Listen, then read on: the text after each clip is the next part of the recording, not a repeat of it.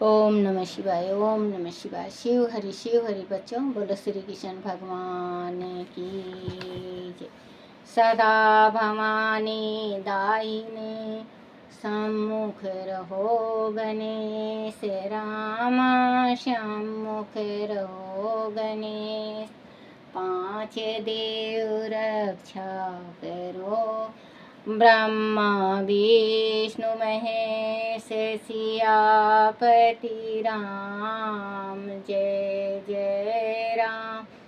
मेरो मन बसियो सीताराम। राम नगरिया राम के, बसते गंगा तीर रामा। बसते सरयू तीर रामा।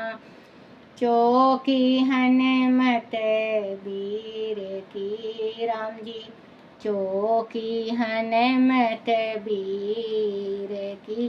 बोलो सियापति रामचंद्र भगवान की जय। गणेश भगवान की जय। अपने अपने माता पिता की जय। अपने अपने गुरुदेव महाराज की जय। शिव पार्वती की जय। शिव पुराण की जय। शिव पुराण में देश काल पात्र और दान आदि का विचार। बोलो शिव पार्वती की जय हो। ऋषियों ने कहा, समस्त पदार्थों के ज्ञाताओं में श्रेष्ठ सूत जी, अब आप क्रमशः देश काल आदि का वर्णन करें। सूत जी बोले, महर्षियों, देव यज्ञ आदि कर्मों में अपना शुद्ध ग्रह समान फल देने वाला होता है, अर्थात अपने घर में किए हुए देव यज्ञ आदि शास्त्रोक्त फल को समामांत्र में देने वाले होते हैं। गौशाला का स्थान घर की अपेक्षा 10 गुना फल देता है।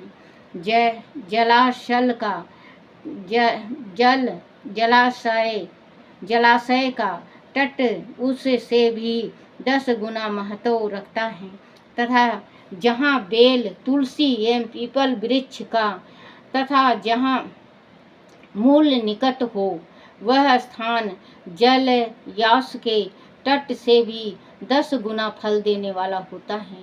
देवालय को उससे भी 10 गुना महत्व का स्थान जानना चाहिए। देवालय से भी 10 गुना महत्व रखता है। तीर्थ भूमि का तट उससे 10 गुना श्रेष्ठ है। नदी का किनारा उससे 10 गुना उत्कृष्ट है। तीर्थ दी का तट और उससे भी 10 गुना महत्व रखता है। सप्त गंगा नामक नदियों का तीर्थ गंगा, गोदावरी, केवरी, तामड़ी, सिंधु, सरयू और नर्मदा, इस 7 नदियों को सत गंगा कहा गया है। समुद्र के तट का स्थान इससे भी 10 गुना पवित्र माना गया है, और पर्वत के शिखर पर प्रदेश समुद्र तट से भी 10 गुना पावन है। सबसे अधिक महत्व यह स्थान जानना चाहिए जहाँ मन लग जाए।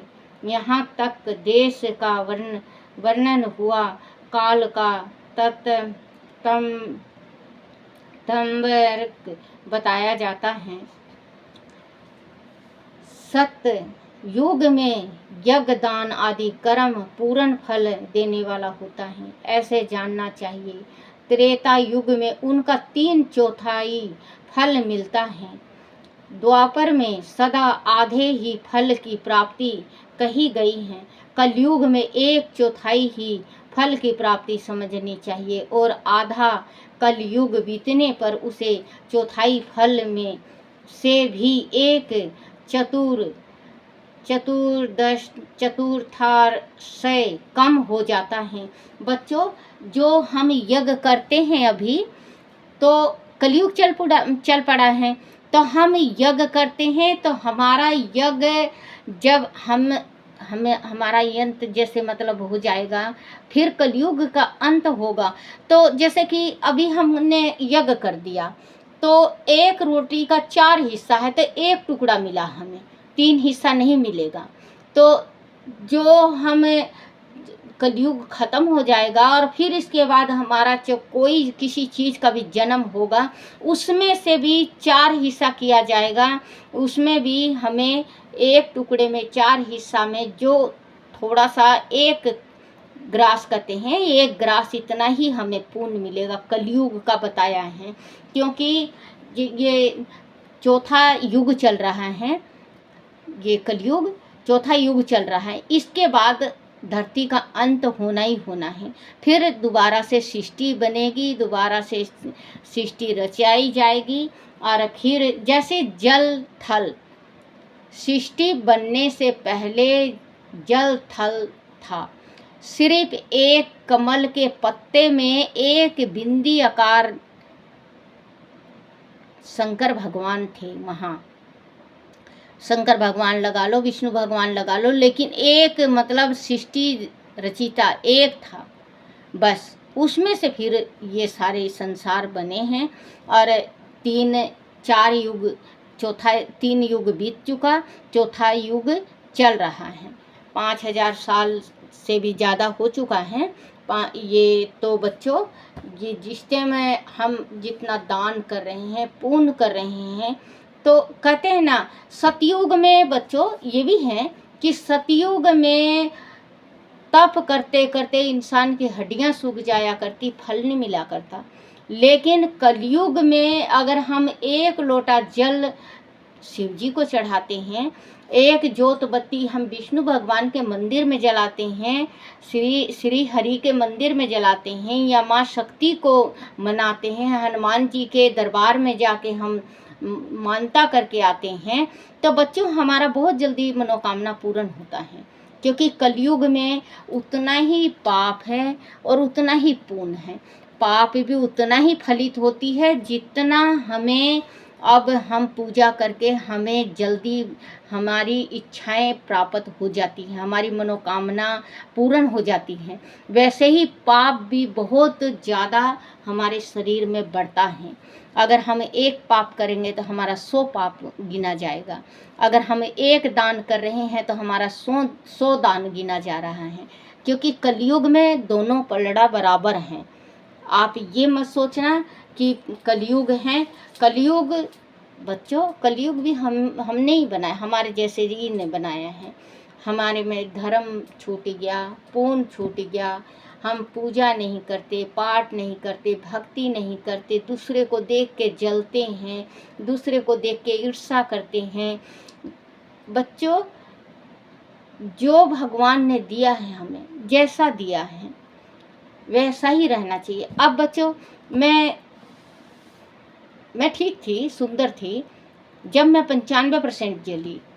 आज मैं बदसूरत हूँ, लेकिन मैं किसी रूपवान को देख के मैं थोड़ी ना जलूँगी, नहीं जलूँगी ना बच्चों। क्योंकि भगवान ने जैसा रूप पहले सुंदर रूप बनाया था, बहुत सुंदर थी मैं, अब बदसूरत हो गई हूँ। तो ये थोड़ी ना है कि मैं दूसरे को देख के जलूँ, नहीं। मैं क्यों जलूँ? भगवान ने जैसा मैं बो के आई हूँ, पिछले जन्म में मैंने जैसे बोया है वैसे मैं काट रही हूँ। जैसे हम बोते हैं वैसे ही काटते हैं बच्चों। तो किसी को देख के ईर्ष्या नहीं करते, किसी का देख के जलन नहीं होते, किसी को देख के बच्चों किसी की बुराई नहीं करते। 5 उंगली बराबर नहीं होती। आज हम किसी की बुराई कर रहे हैं तो कल भगवान को क्या पता कब भगवान क्या कर दे हमारे साथ। बुराई कभी नहीं करना चाहिए। आज हम किसी की मजाक उड़ा रहे हैं, गरीब हैं, मजाक उड़ा रहे हैं, और कल हमारी मजाक उड़ सकती है। कभी मजाक नहीं उड़ाना चाहिए।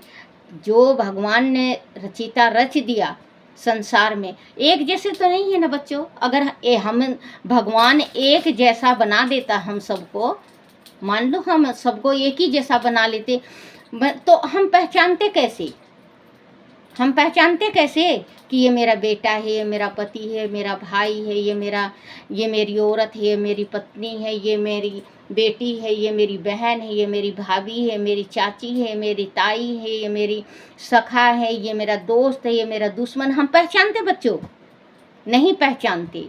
भगवान ने जो गढ़ा है, भगवान ने सोच समझ के गढ़ा है। कईयन खरबों खांचे बनाए भगवान ने, कईयन खरबों खांचे बनाए भगवान ने। जैसा जो करके आया, जैसा जिसने किया, वैसे ही उस खांचे में बना दिया, वैसे ही उस खांचे में ढाल दिया। अब हमें यहाँ मृत्यु लोक में आए हुए हैं, तो हमें सोचना है कि हम कैसे खांचे में जाके ढलेंगे या भगवान के चरणों में रहेंगे। भक्ति करेंगे तो परमात्मा के चरणों में रहेंगे, शिव जी के शिवलोक में रहेंगे, गौलोक में रहेंगे, विष्णु लोक में रहेंगे, ब्रह्मा लोक में रहेंगे, इंद्र लोक में। जैसे हम करेंगे, हम जैसे करेंगे, जैसे बोएंगे, वैसे ही हम ऊपर जाके काटेंगे।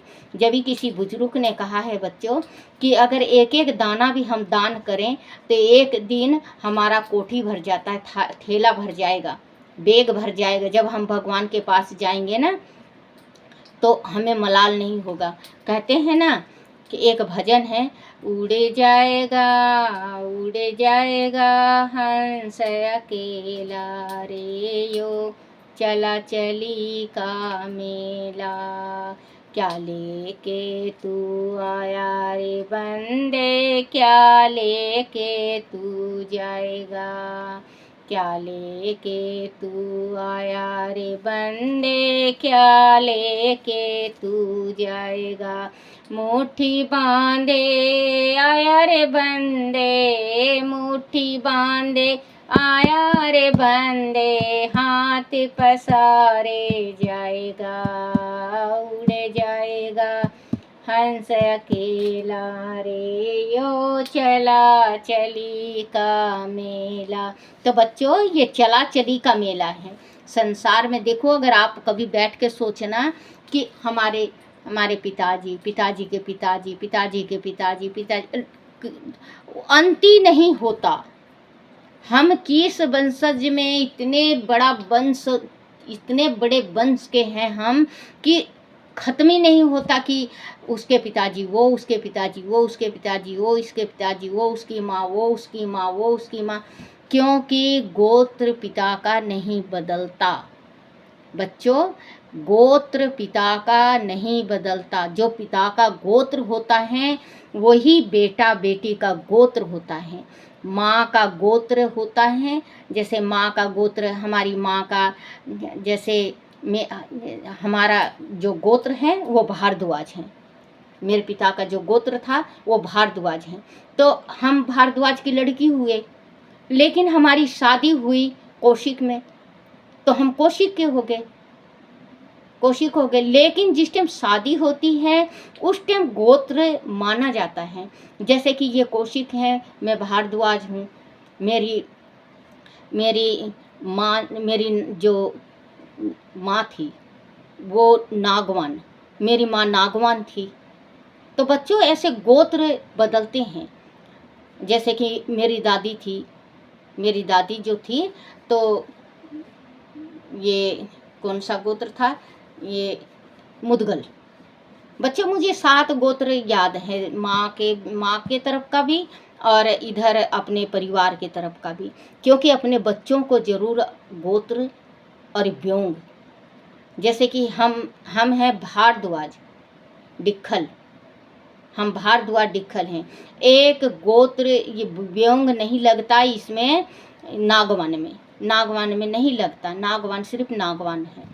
तो बच्चों, अपने बच्चों को गोत्र, चाहे किसी जाति को हो, किसी जाति के आप हो, आप अपना गोत्र जरूर अपने बच्चों को जरूर बताया करो। कम से कम 3 गोत्र तो बच्चों को याद होना चाहिए, 7 गोत्र नहीं होना चाहिए। पहले शादी में, हमारी शादी जो हुई थी बच्चों, तो 7 गोत्र हटाए थे। तो अब 7 गोत्र तो नहीं वो होता, गोत्र मिला नहीं वो करते, 3 गोत्र नहीं मिलाते। अब 3 गोत्र, जैसे कि माँ का हो गया, पिता का हो गया, माँ का हो गया और दादी का हो गया। 3 गोत्र अब मानते नहीं, नानी को कर देते हैं कि नानी का कानी है। तो बच्चों, आप बच्चों को आप ज़रूर अच्छी अच्छी बात दिया करो और गोत्र ज़रूर याद रखवाया करो, क्योंकि बच्चे कल बड़े होंगे तो किसी से पूछेंगे, इससे ताऊ से पूछ लो, चाचा से पूछ लो। अगर आपने ज्ञान दे रखा हो तो किसी से पूछने की ज़रूरत नहीं है। आपके बच्चे जो संकल्प करवा रहे हैं, पितर तर्पण करवा रहे हैं, तो उस टाइम गोत्र की ज़रूरत पड़ती है तो उनको फट बता देंगे, क्योंकि माँ का गोत्र याद नहीं होता। जिस टाइम माँ का होता है तो माँ का गोत्र पूछते हैं, नाम बता देंगे, गोत्र नहीं जानते। नानी का करने लगते हो तो नाना नानी का गोत्र याद नहीं होता तो मुश्किल हो जाती है। तो बच्चों, आप गोत्र अपने बच्चे को ज़रूर बताया करो। कलयुग बीतने पर उसे चौथाई फल में से ही 1/4 कम हो जाता है। शुद्ध अंत कारण वाले पुरुष को शुद्ध एवं पवित्र दिन सम फल देने वाला होता है। विद्वान ब्राह्मणों सूर्य संक्रांति दिन किए हुए सत्य कर्म युक्त शुद्ध दिन की उपेक्षा 10 गुना फल देने वाला होता है। यह जानना चाहिए, उससे भी 10 गुना महत्व उस कर्म का है जो विषुव नामक योग में किया जाता है। दक्षिणाएं बच्चों, मुझे माफ़ करना, क्योंकि मैं जली हुई हूँ तो मेरा जीभ किसी किसी में नहीं पलटता। तो अगर मेरे से गलती हो जाए तो मुझे माफ़ कर देना है। मेरे शंकर भगवान, आप भी मुझे माफ़ कर देना। और बच्चों, मैं बिल्कुल अनपढ़ हूँ, भगवान ने ये थोड़ा सा ज्ञान दे रखा है। थोड़ा बढ़ेगा तो मैं धीरे धीरे मैं अपना स्टोरी भी बताती रहूँगी और मैं शिव पुराण भी पढ़ती रहूँगी। किया जाता है। दक्षिणाएं आरंभ होने के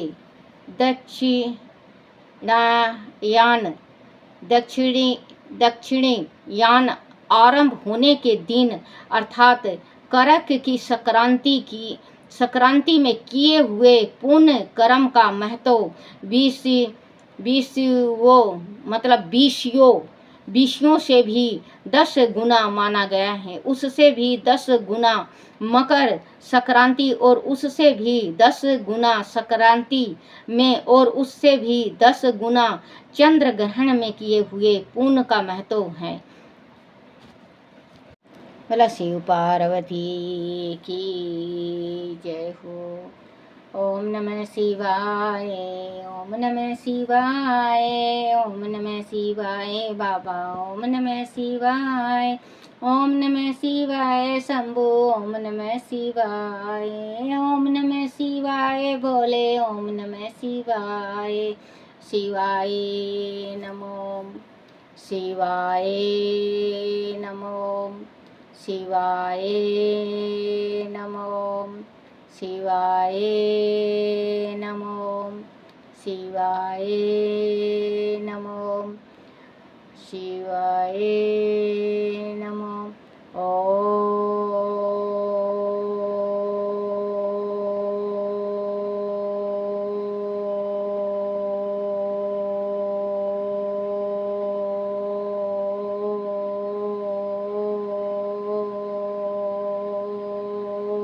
नमः शिवाय। मतलब शिव पार्वती की जय हो। है मेरे शिव पिता, बोल चूक हो, कुछ टूटी हो, गलती हो, मुझे माफ़ करना, माफ़ करना, माफ़ करना।